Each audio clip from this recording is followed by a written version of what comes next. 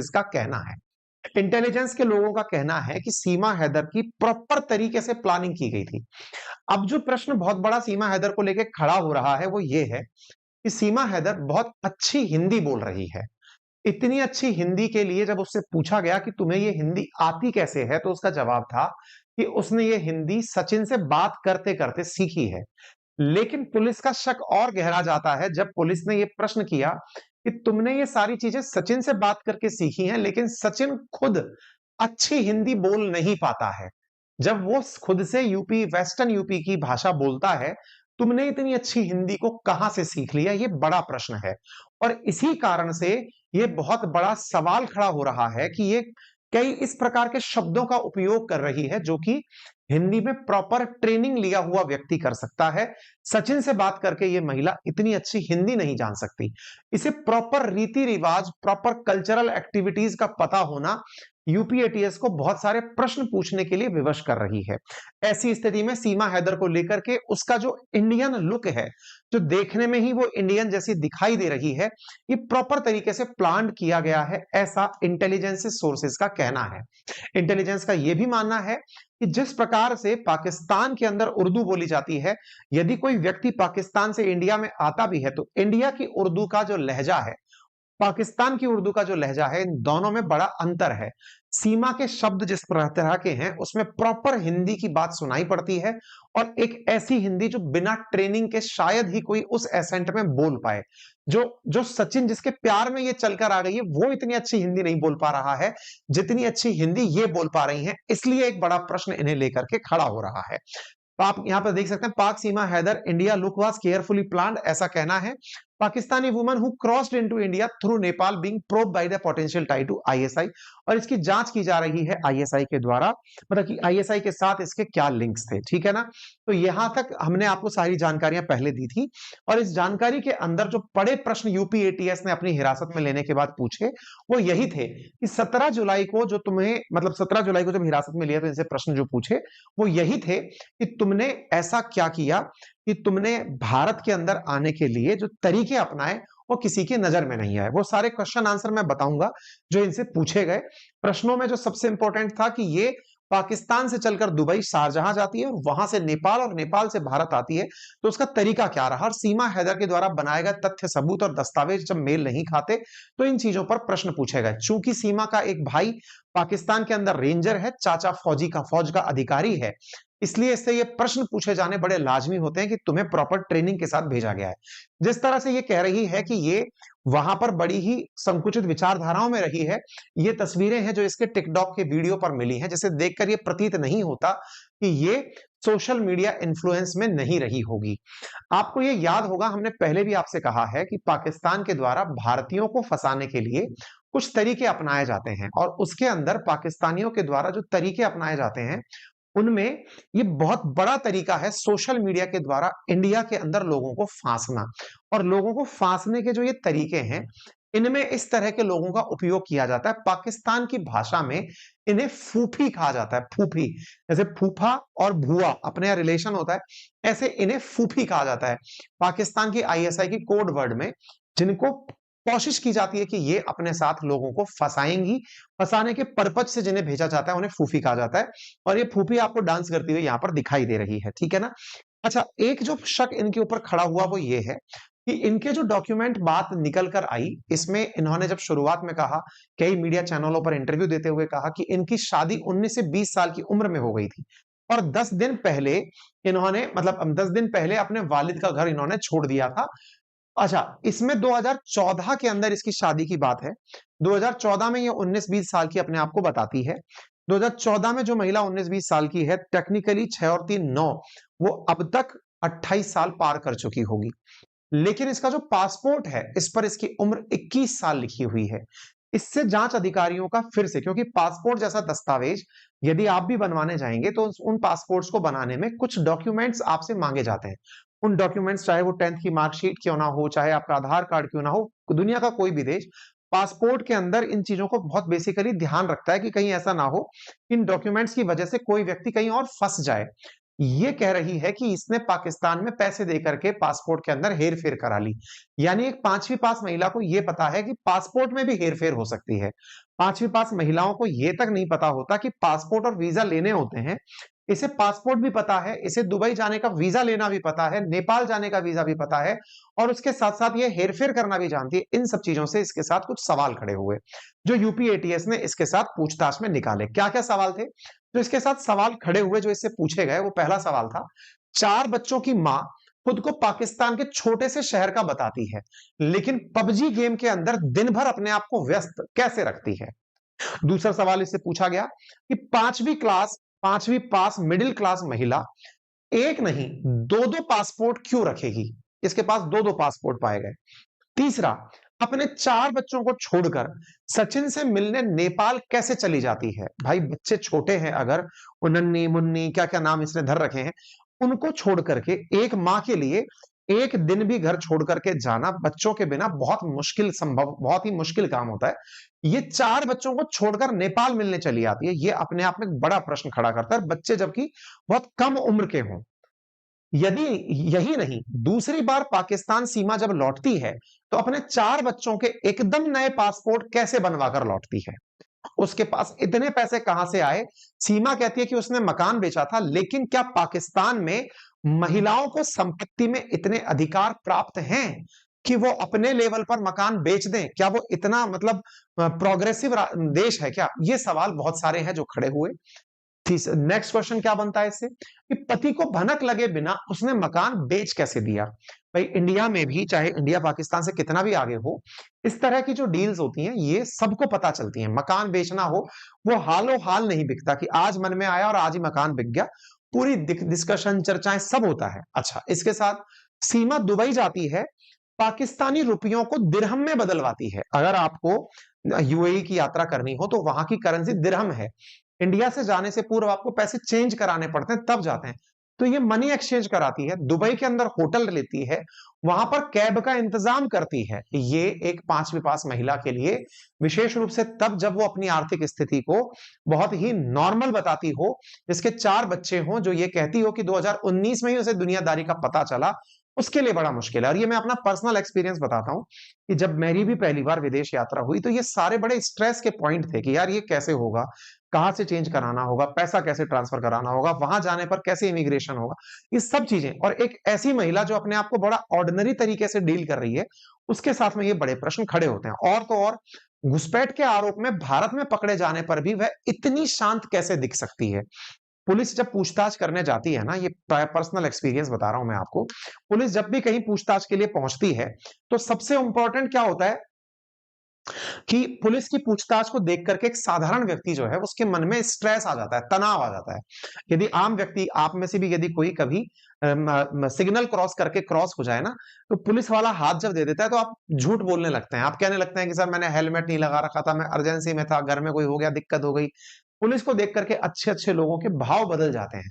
ये पुलिस के सामने भी बड़ी शांत तरीके से पेश आ रही है और पुलिस के इतने बड़े-बड़े अधिकारियों के सामने भी इसने शांति बरकरार रखी हुई है। सीमा ने ना सिर्फ अपना बल्कि 4 बच्चों का भी फर्जी आधार कार्ड कैसे बनवा लिया? भाई अपने बारे में समझ में आता है कि तुझसे पूछताछ की जाएगी, बच्चों का आधार कार्ड भी तूने जुगाड़ कर लिया। और जिस सचिन का नाम तू ले रही है, वो तो कुछ खुद से कुछ नहीं जानता है, उसके पीछे तू सारे काम कर ले रही है, तो ऐसा तेरा प्यार दिखाई नहीं पड़ रहा है। पाकिस्तान में उसके जितने फोन इस्तेमाल किए, उनमें से एक भी वो भारत लेकर नहीं आई। नेपाल भी उसने दूसरे लोगों के हॉटस्पॉट से व्हाट्सएप कॉल किए। पाकिस्तान में वह अपना पर्सनल लैपटॉप क्यों छोड़कर आई? भाई तू जब इतना ही मोबाइल वगैरह, लैपटॉप वगैरह रख रही है, तो ये सब कैसे छोड़कर आई?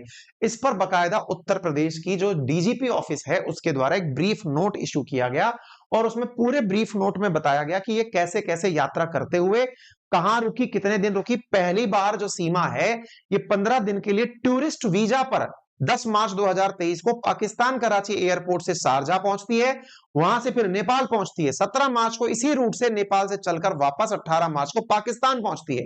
सचिन मीणा 8 मार्च 2023 को गौतम बुद्ध नगर से गोरखपुर पहुंचता है। 9 तारीख को वहां से सोनाली बॉर्डर क्रॉस करके काठमांडू पहुंचता है।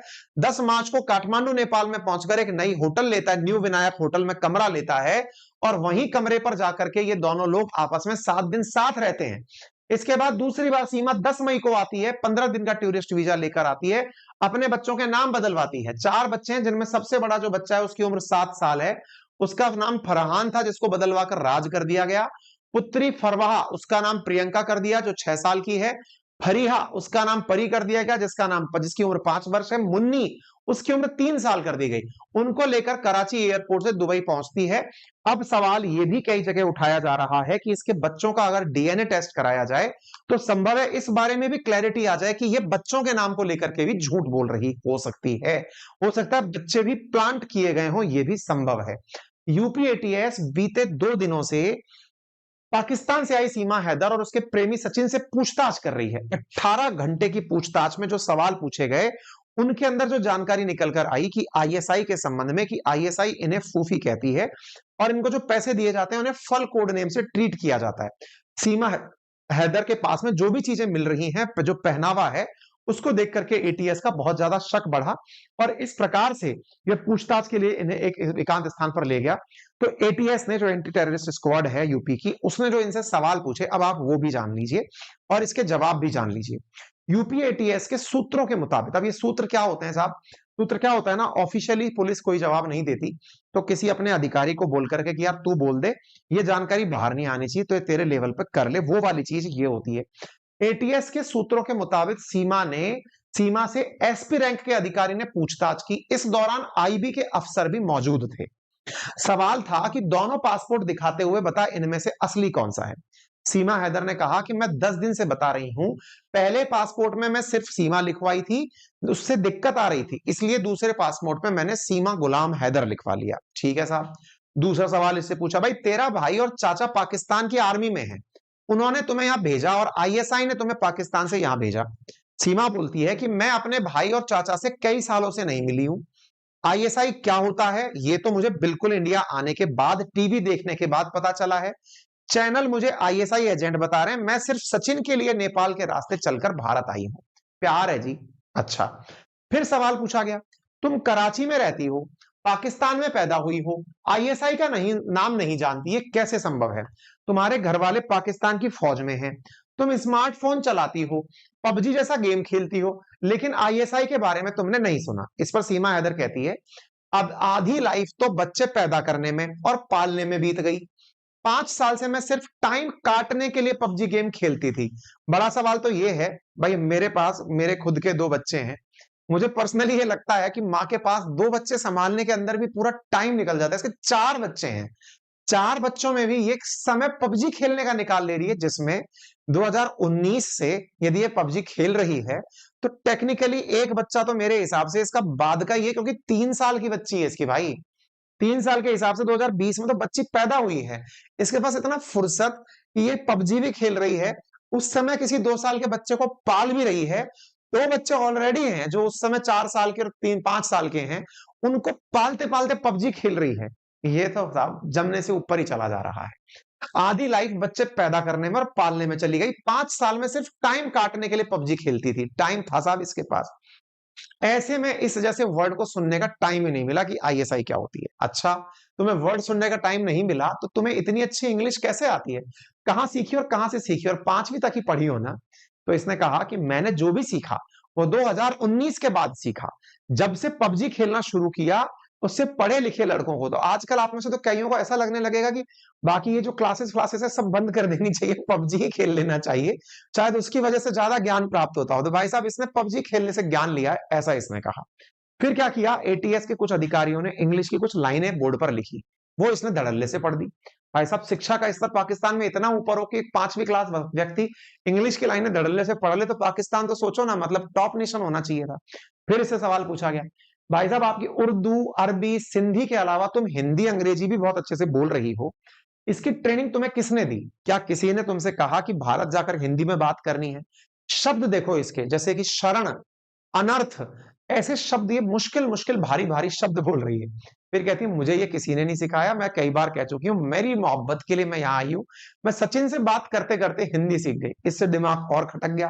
भाई सचिन तो खुद यूपी की हिंदी बोलता है, उसको खुद शुद्ध हिंदी नहीं आती बोलना, तुम उनसे बात करते करते कैसे सीख गई? इस पर फिर वो चुप हो जाती है, फिर वो जवाब नहीं देती। उसको नहीं पता था कि वो हिंदी बोल करके भी फंस सकती है। वो अपने ही सवाल में फंस गई, क्योंकि उसे ये समझ में आ गया कि ये तो पकड़ गए, पुलिस वाले हैं, कुछ भी पूछेंगे। सवाल फिर उससे पूछा, तुमने 4 जुलाई को पुलिस से कहा था कि नेपाल से बस के जरिए तुम सचिन के पास आई, तो तुम्हारा मोबाइल काम नहीं कर रहा था, मान लिया। इसलिए बस ड्राइवर से तुमने फोन लिया, सचिन को कॉल किया। नोएडा पुलिस को तुम्हारे पास से 4 मोबाइल और 4 सिम मिले हैं। इतने मोबाइल तुम्हारे पास क्यों थे? एक टूटा हुआ फोन भी था, इसे तोड़ा क्यों था? सीमा कहती है, नेपाल से भारत आने के बाद मेरा पाकिस्तान का सिम काम नहीं कर रहा था। मैं सचिन के पास आई थी, तब उन्होंने मुझे नया सिम ला कर दिया। मोबाइल इसलिए तोड़ दिया क्योंकि मैं नहीं चाहती थी कि पाकिस्तान के लोग मुझे ट्रेस कर सकें। भाई, तू पाकिस्तान की एजेंट है कि तू पाकिस्तान की विजय माल्या है कि तू भाग के आ गई तो तेरे को कोई ट्रैक कर लेगा तो पता नहीं क्या हो जाएगा। मतलब ये है कि तेरे को ट्रेस होने का अगर डर है, तो ये तो बहुत बड़ा सवाल है कि तुझे पता है कि कहीं ना कहीं कोई मामला चल रहा है? मतलब तेरे को ये भी 5वीं पास लोगों को ये पता होता है क्या कि मोबाइल से ट्रेस हो सकता है? आप में से कईयों को नहीं पता होगा ये जानकारी, तो जो लिसनर्स हैं हमारे, उनको नहीं पता होगा कि मोबाइल से ट्रेस कैसे होता है। ठीक है, अच्छा। फिर कहती सचिन ने एक सिम ला कर दिया, बाकी सिम कहां से आए? बोले मुझे याद नहीं है कि मेरे पास बाकी सिम कहां से आए। तो भाई साहब, इनके साथ पूछताछ में फिलहाल UP police, UP ATS, IB और रॉ, ये सब इनके साथ पूछताछ कर रही हैं। फिर सवाल पूछा, तुमने अपने सभी सिम को अलग अलग मोबाइल में लगाया और सभी में व्हाट्सएप चलाया। व्हाट्सएप पर प्रोफाइल फोटो किसी लड़की की है, एक दूसरे व्हाट्सएप पे कश्मीर के पहाड़ों की तस्वीर है। ये सब करने के पीछे की असली वजह क्या थी? तो ये कहती है, मैंने कोई व्हाट्सएप अकाउंट नहीं बनाया, ना ही मैंने कोई फोटो लगाई। फिर सवाल पूछा, 2 बार दुबई होते हुए नेपाल आने में तुम्हारा बहुत पैसा खर्च हुआ होगा, इतना पैसा कहां से आया? अगर किसी ने तुम्हारी मदद की है तो सच बता दो, हम तुम्हें भारत की नागरिकता दिला देंगे। इसको लालच दिया गया। सीमा ने कहा, कुल 7 लाख रुपए खर्च हुए 2 बार आने जाने में। मैंने एक घर बेचा था जो मेरे ही नाम से था, उस घर में मैं रहती थी। मैंने अपने जेवर बेचकर पति को दुबई भेजा था, तो खुद के लिए भी पैसे का जुगाड़ कर सकती थी। कई बार कह चुकी हूं कि किसी ने मेरी मदद नहीं करी, मैं अपनी मर्जी से आई हूं। फिर सीमा के प्यार पर सवाल आया कि भारत में तुम कितनों को जानती हो? तो इसने कहा, मैं ठीक से तो नहीं जानती, लेकिन पाकिस्तान में जब थी तो सचिन की तरह और भी कई लोग थे जिनसे पबजी के थ्रू बात होती थी, उनमें से कुछ लोगों को जानती हूँ। तो ये इसका वो सीमा गुलाम हैदर वाला पासपोर्ट है जो आप देख रहे हैं। तुम्हारी असली उम्र क्या है? तो इसने कहा, पाकिस्तान में पैसा देकर ऊपर नीचे कुछ भी कर सकते हो। तुम्हारा भारत आने की असली वजह क्या है? बोले मैं तो 4 बच्चे लेके सीमा हूं, लेकिन सचिन के प्यार में यहाँ चली आई हूँ। बोले 8 मई को तुमने नया मोबाइल खरीदा और 8 मई को ही तुमने नया पासपोर्ट बनवा लिया। अगेन, ये बड़ा सवाल है भाई साहब। पासपोर्ट जिस दिन आपको बनवाना होता है ना, पासपोर्ट ऑफिस, इंडिया में भी आपको पासपोर्ट ऑफिस जाने की चिंता होती है, प्रॉपर अपॉइंटमेंट लेना होता है, उनके टाइम पे जाना होता है, पूरी प्रोसेसिंग पूरी करनी होती है।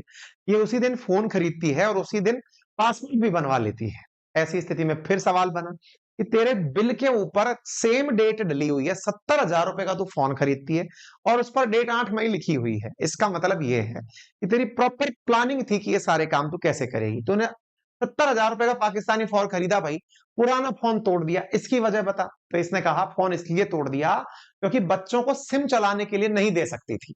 आईडी कार्ड एक मेरे पति का है भाई, 4 फोन लेकर कोई चल रही है, बच्चों को फोन चलाने के लिए नहीं दे सकती, 4 से पबजी खेलती है, पैरों का भी कभी कभी पबजी खेलने में इस्तेमाल करती है, मुझे ऐसा लगता है।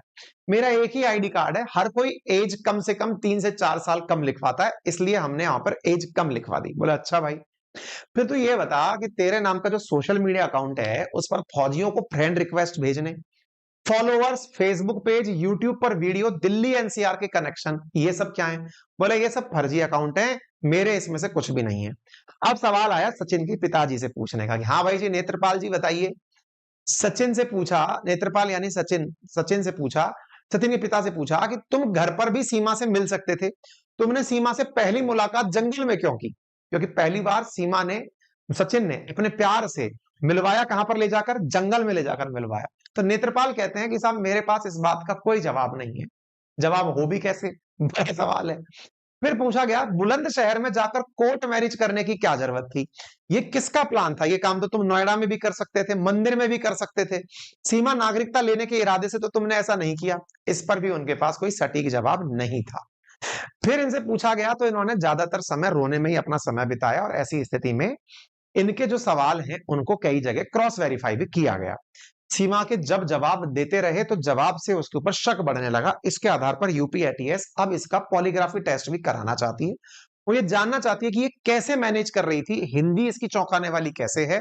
हर पाकिस्तान का शख्स जब उर्दू बोलता है तो ये उर्दू और भारत में बोले जाने वाली उर्दू में इतना अंतर है, इसका मतलब डेफिनेटली इसका कोई हैंडलर रहा है जिसने इसे नेपाल तक पहुंचाया है और नेपाल से इसको इंडिया में एंट्री कराई है।